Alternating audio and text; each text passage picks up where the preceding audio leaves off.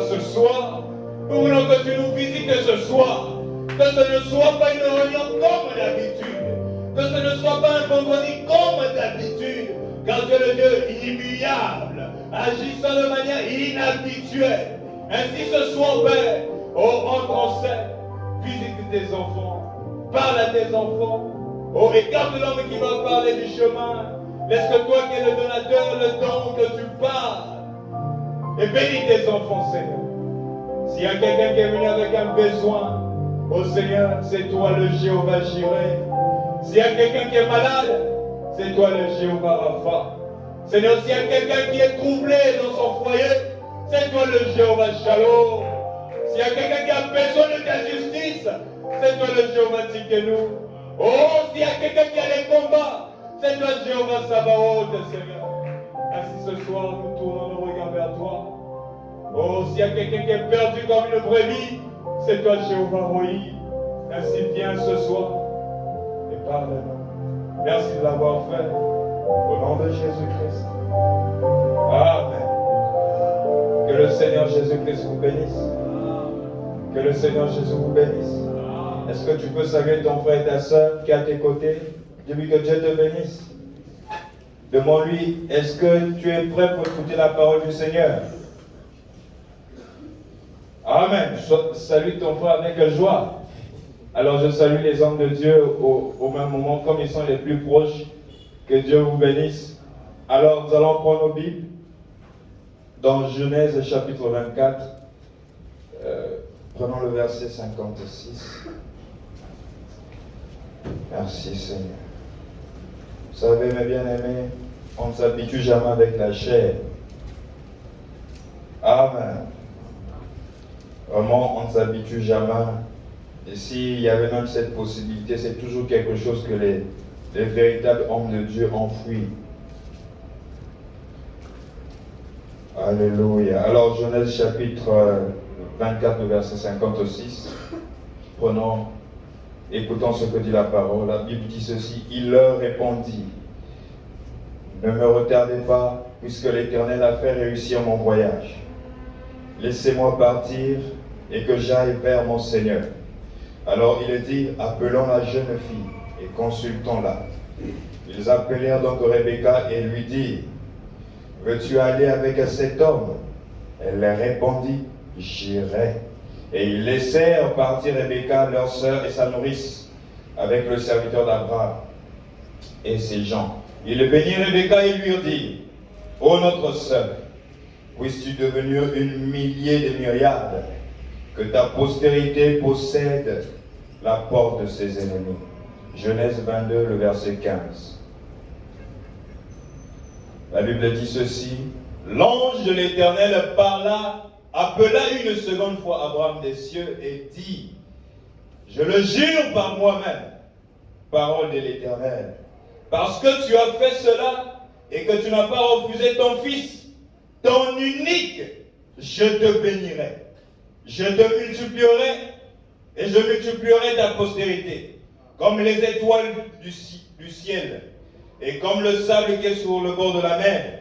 Et la postérité et ta postérité possédera la porte de ses ennemis. Puisse Dieu bénir la lecture de sa parole. Veuillez vous asseoir. Alors, que l'Éternel bénisse notre pasteur et je lui remercie encore pour me permettre de me tenir devant son peuple. Que l'Éternel Jésus-Christ vous bénisse tout un chacun. Amen. Alors, par la grâce de Dieu, nous allons partager un sujet ce soir. C'est vrai que le mercredi, on ne pouvait pas l'aborder en tant que tel. Alors, on va parler de possédant les portes de l'ennemi. Et je crois que ça sera une bénédiction pour tout un chacun de nous. Amen. Amen. Quelqu'un est là? Amen. Amen. Alors, vous êtes prêts? Amen. Moi, je suis prêt. Hein? Amen. C'est pas parce que c'est calme, ça veut dire que Dieu n'est pas là. Amen. Moi, je suis prêt. On peut aller? Amen. Ok. Alors, possédons les portes de l'ennemi. Mes bien-aimés, Dieu avait promis au patriarche Abraham qu'il devrait le bénir. Dieu avait promis au patriarche Abraham qu'il devrait lui donner un fils. Et qu'au travers de cet enfant, vous connaissez bien l'histoire, qu'au travers de cet enfant, le monde entier devrait être béni. Alors la promesse a été faite à Abraham à 75 ans. Mais l'enfant promis qui était attendu, c'est-à-dire Isaac, est venu 25 ans plus tard. Amen. Alors, pourquoi ces années? Pourquoi? On peut se poser ces questions. Pourquoi cela a pris toutes ces années? Et là, quand l'enfant est venu, vous allez remarquer, l'Éternel avait fait passer le Père Abraham par des épreuves. Avant que l'enfant n'arrive, Abraham est passé d'abord par plusieurs épreuves. Et c'est suite à ces épreuves que l'enfant est venu. Amen. Et je prends déjà possédant les portes de ses ennemis. Au paragraphe 9, le prophète dit ceci. Dieu avait testé le patriarche parce qu'il lui avait fait une promesse. Alors pourquoi les tests dans la vie d'Abraham? Parce qu'Abraham avait une promesse. Et toi ce soir, si tu as une promesse, attends-toi aussi au test. Amen. Dieu avait testé le patriarche parce qu'il lui avait fait une promesse. Et lorsque Dieu fait une promesse, il veut être sûr que cette personne est digne de la promesse avant d'accomplir ce qu'il a promis. Alors, pour Abraham, ça a pris 25 ans. Dieu l'a éprouvé par des tests sur tests sur tests. Pourquoi? Parce qu'il y avait une grande bénédiction qui était rattachée à cela. Dieu a dit, ô Abraham, ta postérité possédera la porte de ses ennemis. C'est une grande promesse, mes bien-aimés. Et Dieu ne pouvait pas accorder une telle promesse sans se rassurer que son fils était digne de cette promesse. Tu veux que Dieu puisse te bénir, mais est-ce que s'il te bénit aujourd'hui, tu vas demeurer fidèle à sa parole?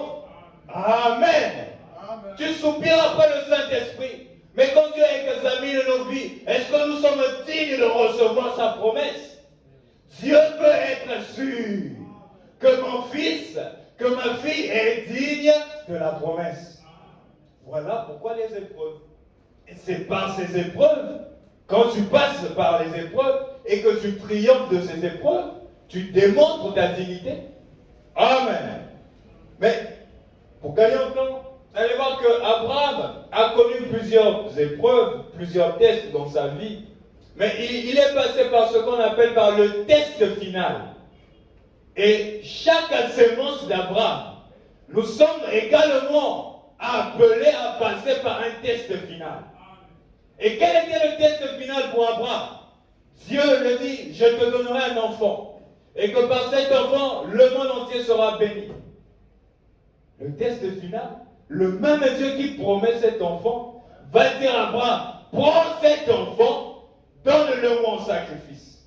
Voilà ce qu'était le test final pour Abraham. En d'autres termes, c'est comme si Dieu disait à Abraham de détruire même, en fait, la promesse que Dieu l'avait promise. Dieu me promet l'enfant, j'ai attendu l'enfant est venu, et la chose que j'ai attendue, voilà, Dieu me le redemande encore. Amen. Mais c'était ça le test final. Dieu était en train de vouloir voir la fidélité d'Abraham. Qu'est-ce que Dieu cherchait à voir? C'était de vouloir examiner, est-ce qu'Abraham était aussi fidèle qu'il était le même au début? Très souvent, quand nous commençons, nous sommes zélés, nous sommes enflammés, nous sommes fidèles pour le Seigneur. Mais après un moment donné, ce n'est plus la même chose. Mais Dieu, quand il nous amène par ces épreuves, par ces tests, c'est pour vérifier, est-ce que la même fidélité y est? Amen. Écoutons ce que le prophète dit au paragraphe 10. Il en va de même pour toutes les sémences d'Abraham. Dieu nous donne ce test final juste avant de nous donner la promesse. Vous êtes avec moi? Dieu nous donne le test final juste avant de nous donner la promesse. Et si tu es de la sémence d'Abraham, attends-toi à un test final. C'est après avoir passé sur le test final que tu pourras passer maintenant à la promesse. Mais si tu échoues, comme on dit, tu dois reprendre la classe. Ok, on peut continuer. Et le prophète dit, si c'était possible, j'aimerais dire quelque chose de personnel, mais je ne le ferai pas. Ce test final pour voir comment vous allez réagir. Pourquoi le test final? Dieu veut voir comment est-ce que tu vas réagir. Lorsqu'il est soumis Abraham à ce test, il le trouva tout aussi fidèle qu'au début. Alléluia. Quelle bénédiction ce sera ce matin, on va dire ce soir, que prenons la promesse de guérison. Nous pourrions ici rester tout aussi fidèles que lorsque nous nous sommes tenus ici et l'avons accepté.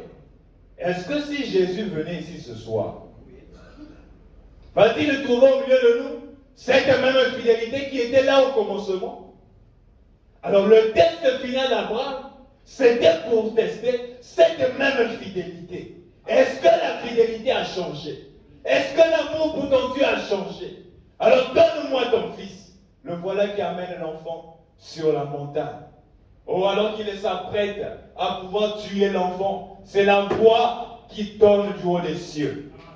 Oh, mes bien-aimés, alors qu'il s'apprêtait à tuer son fils, l'Éternel s'est pourvu lui-même d'un agneau à la place de Isaac.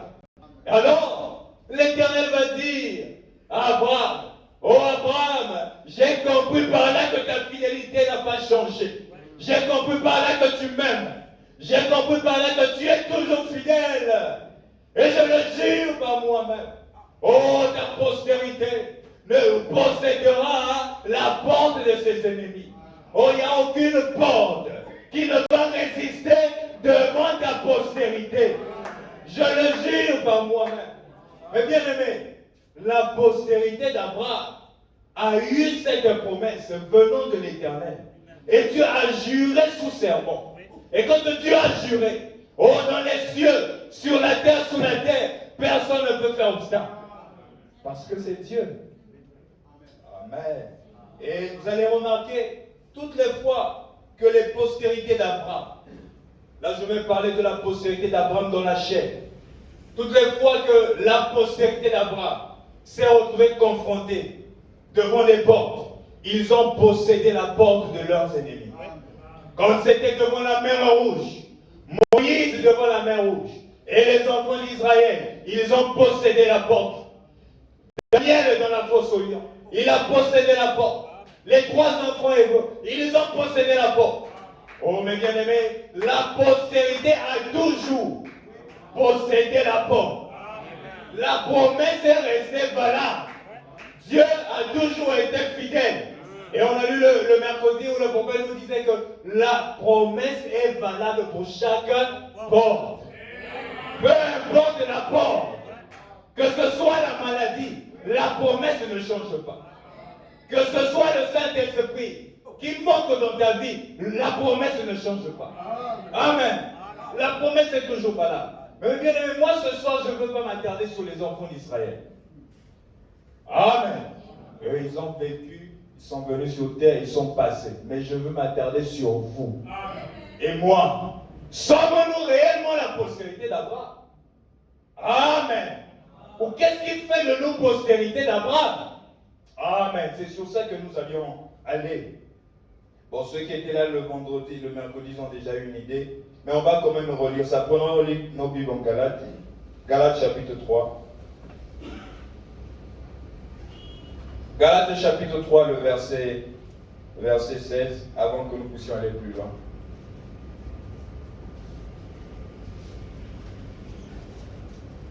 Or, les promesses ont été faites à Abraham et à sa postérité. Alors, mes bien-aimés, la promesse n'a pas été faite à des postérités. La promesse ne concernait qu'une seule postérité. Ça, il faut vraiment bien le retenir. La promesse n'était pas pour Ismaël. La promesse était que pour la postérité attendue qui était Isaac. Dans le type. Amen. Et Paul dit, il n'en est pas dit. Il n'est pas dit et aux postérités. Voilà, il précise même. Comme s'il s'agissait de plusieurs. Mais en tant qu'il s'agit d'une seule. La promesse ne concernait qu'une seule postérité. Alors Paul dit, et à ta postérité, c'est-à-dire à Christ. Alors l'enfant attendu, la postérité vers qui la promesse était déclarée, il s'agissait de Isaac, dans la chaîne. Amen. Vous êtes avec moi? Parce qu'il faut bien comprendre ça. C'est ça qui nous donne la foi. Quand je vais prier, je sais que je suis postérité d'Abraham. Qu'est-ce qui fait que tu es postérité d'Abraham? Sinon je vais venir, je vais parler devant la porte, mais la porte va résister. Parce que tu vas dire que je suis postérité d'Abraham, parce qu'un tel m'a dit. Mais toi-même, tu dois savoir le pourquoi. Amen.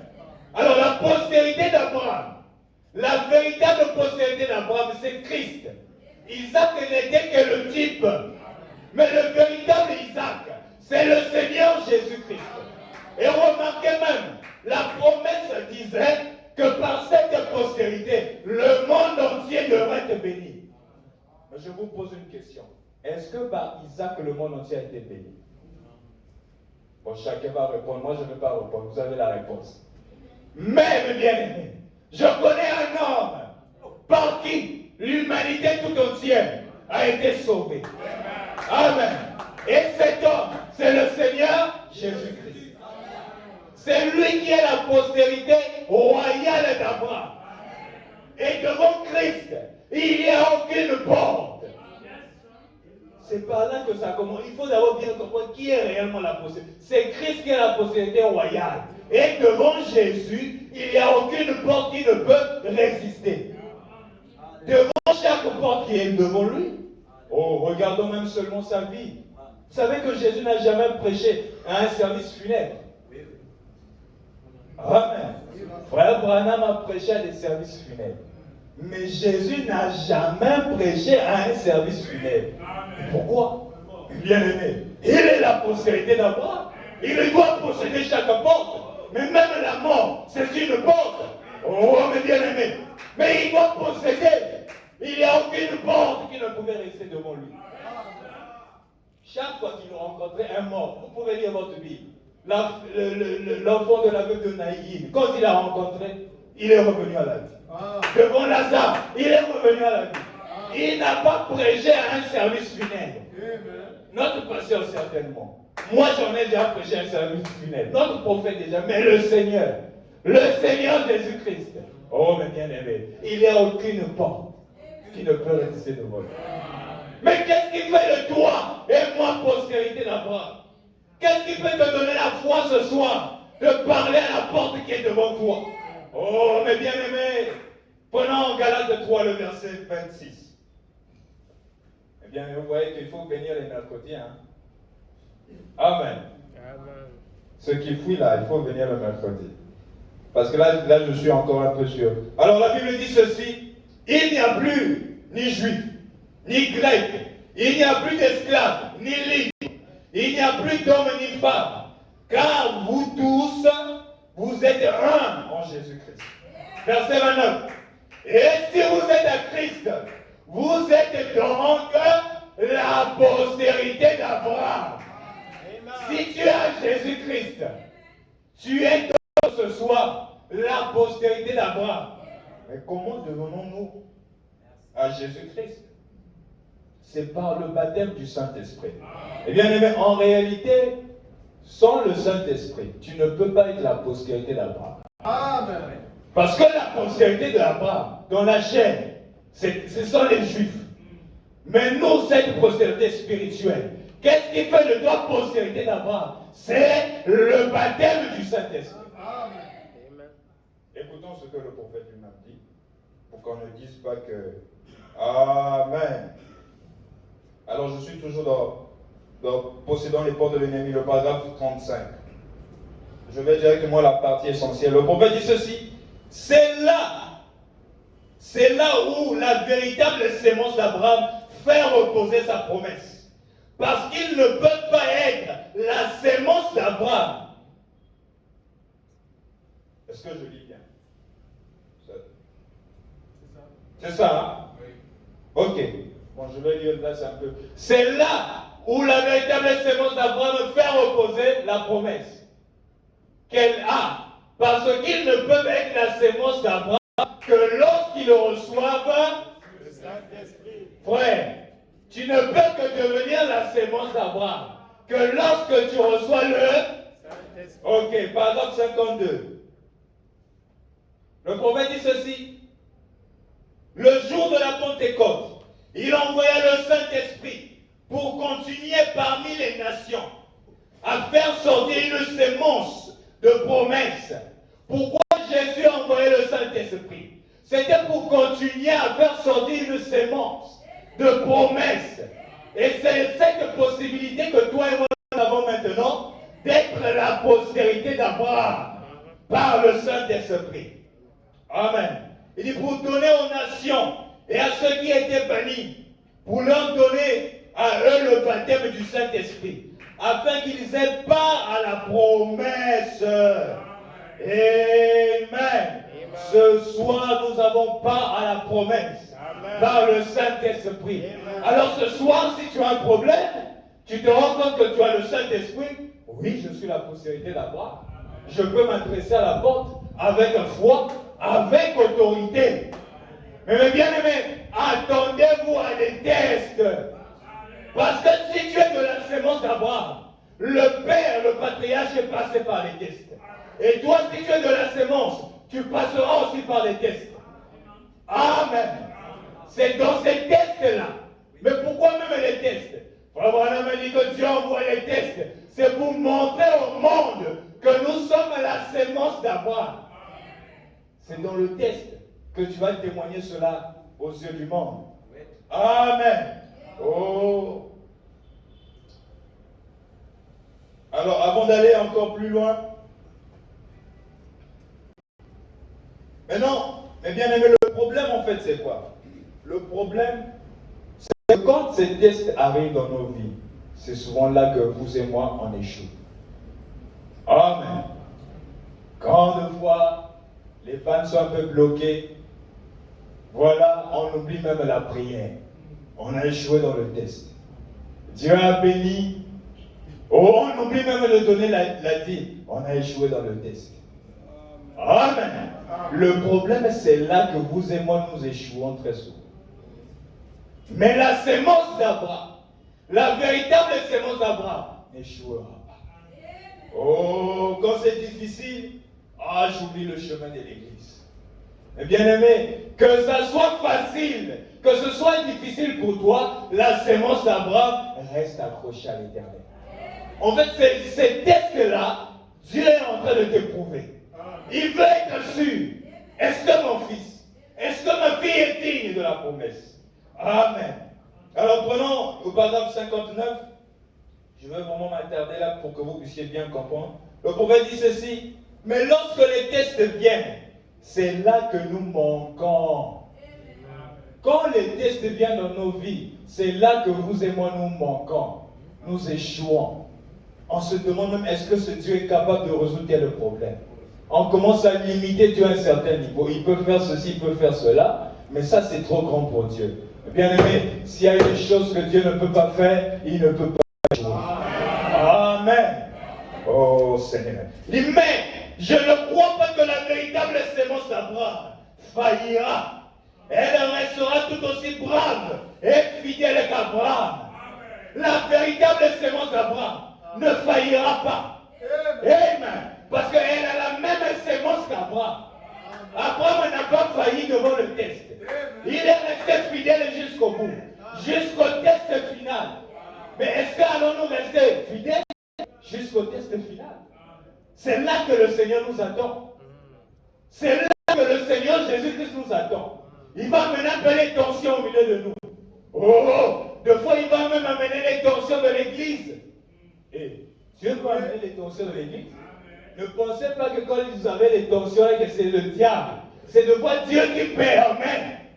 Oh, Dieu peut amener les tensions de l'église pour voir quelle sera ta réaction. Est-ce qu'à cause de cette tension, bon, je quitte l'église? Oh, comme il y a telle chose, non. Mais je connais, il y avait un homme qu'on appelait Josué et Caleb. Oh, il y avait un homme qu'on appelait Uri. Oh, bien qu'il pouvait voir les erreurs de Moïse. Mais il savait au moins que Moïse était un roi de Dieu. Bien aimé, il n'y a pas, en fait, on ne quitte pas une église pour toutes les raisons. Hein, il n'y a pas, c'est pas que comme il y a un problème dans une église, donc je dois quitter l'église. Si c'est ça, ça veut dire qu'on va faire que quitter d'église en église, on est partout, même au Branham Tabernacle. Et même au Branham Tabernacle, il y avait des problèmes. Je ne sais pas si vous savez ça. Il y a eu une période, il y a eu des tensions entre Frère Branham et le groupe que Junior Jackson conduisait. Mais, est-ce que c'est ça qui va nous amener à quitter l'église? Amen. Mais très souvent, c'est là où toi et moi, nous faillissons. Alléluia. Prenons maintenant le paragraphe 32. À ce projet, nous ça, s'il te plaît.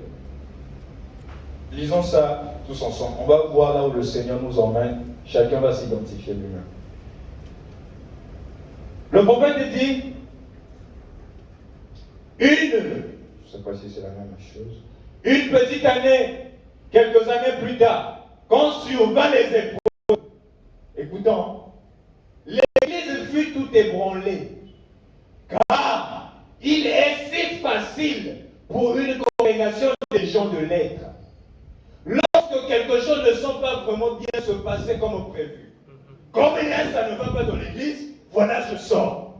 Comme il y a tel problème, je quitte. Amen. Voilà, c'est très facile pour une église, une congrégation d'être facilement ébranlée.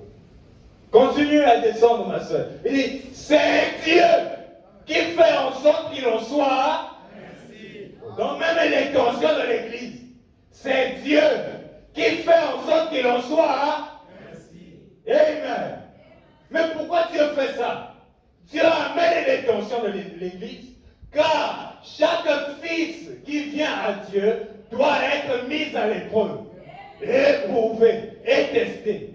Il laisse la maladie vous frapper. Dieu va laisser le voir la maladie vous frapper. Et tu tombes malade au point où tu rentres même à l'hôpital. Mais qui fait ça? C'est Dieu. Qu'est-ce que Dieu veut faire? Il veut tester si tu es cette sémence. La réelle sémence d'Abraham restera fidèle jusqu'au bout.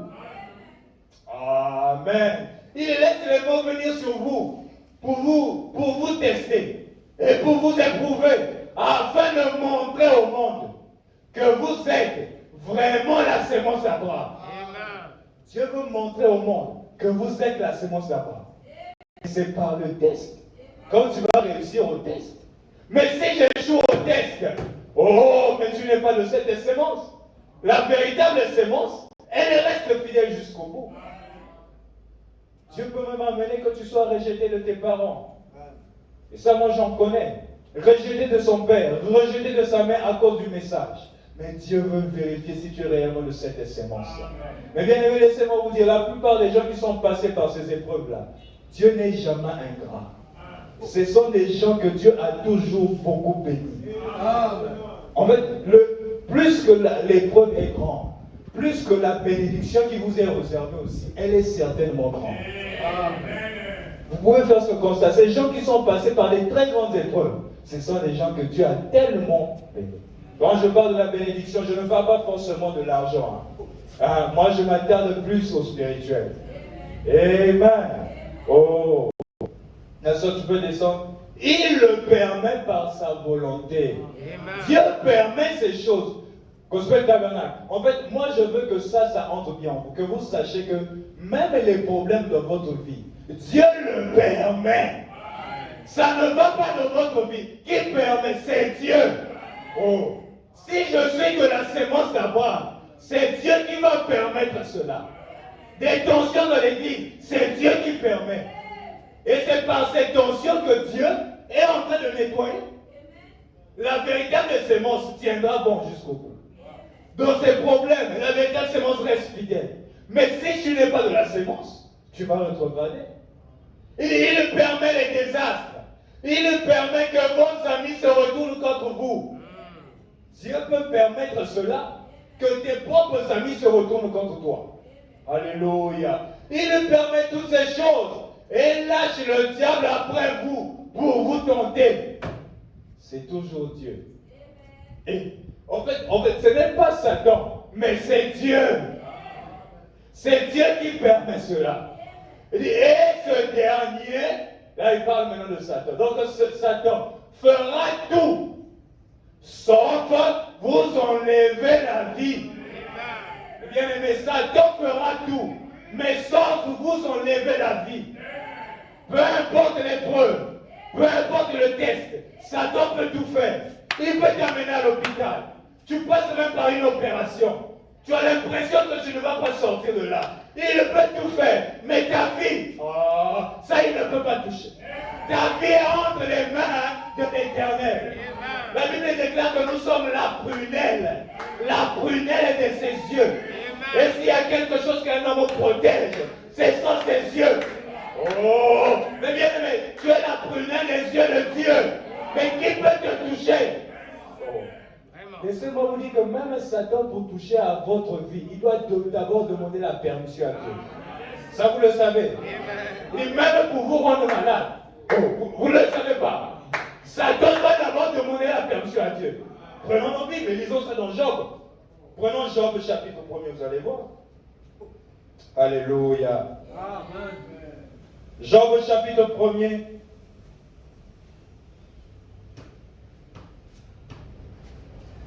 Écoutons ce que la Bible dit ici dans Job.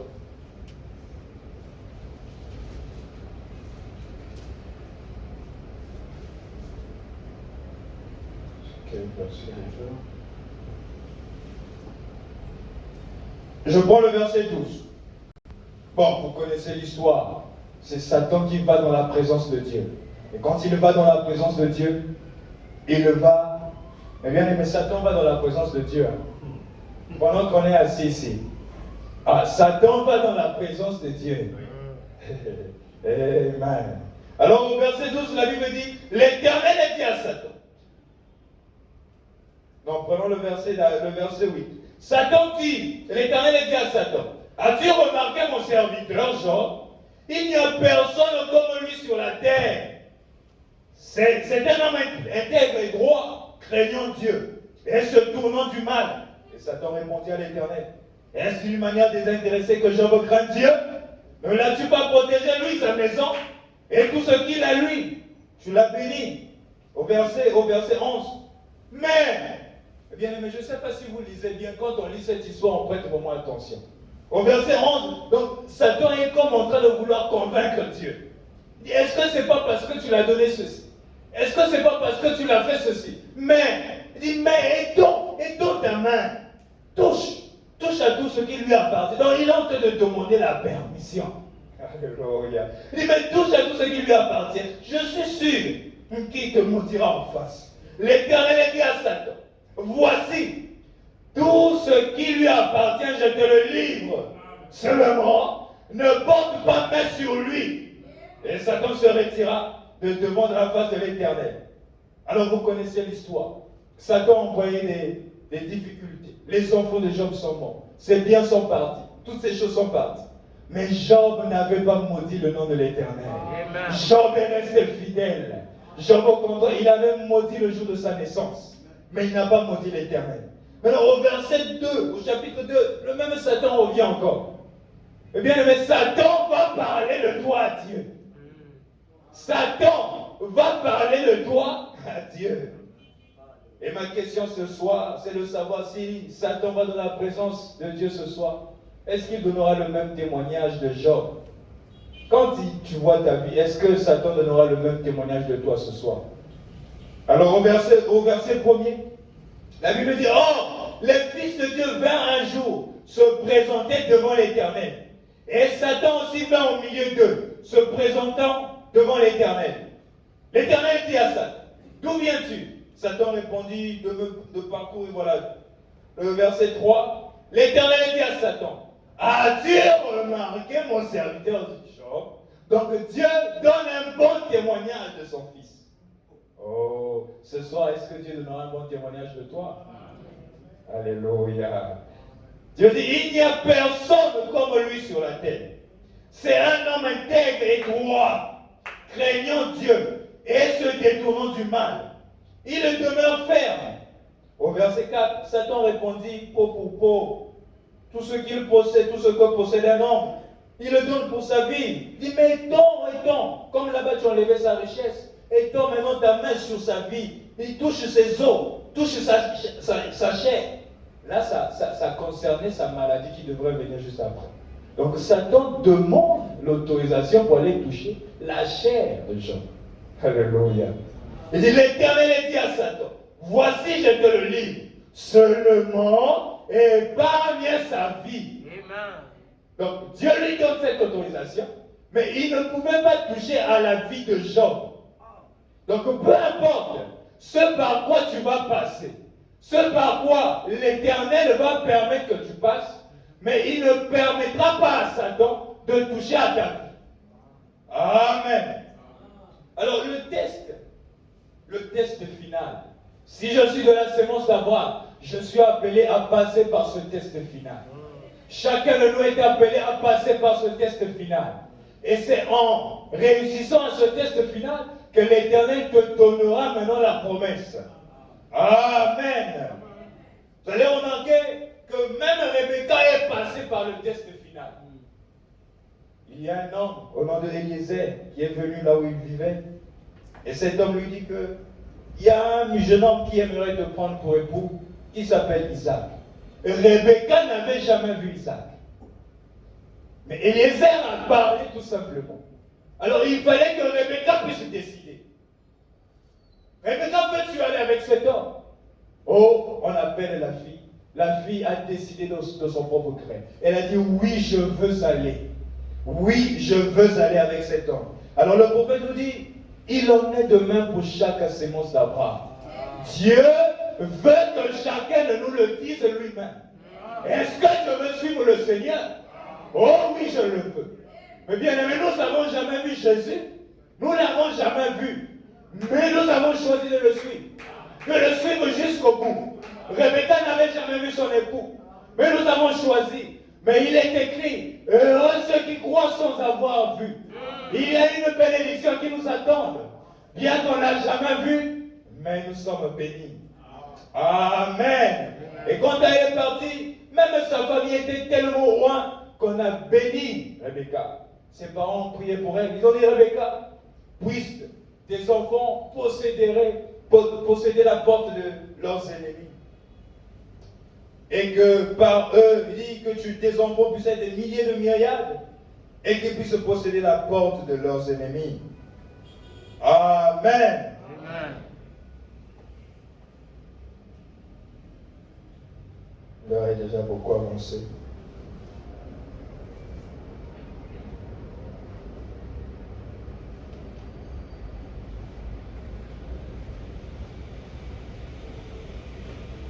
Alors, nous allons lire une écriture ici. Toujours dans Procès dans les portes des ennemis, le paragraphe 38.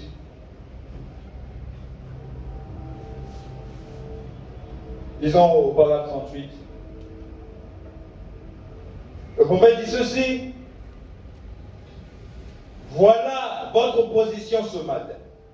Voilà la position de l'Église du Dieu vivant.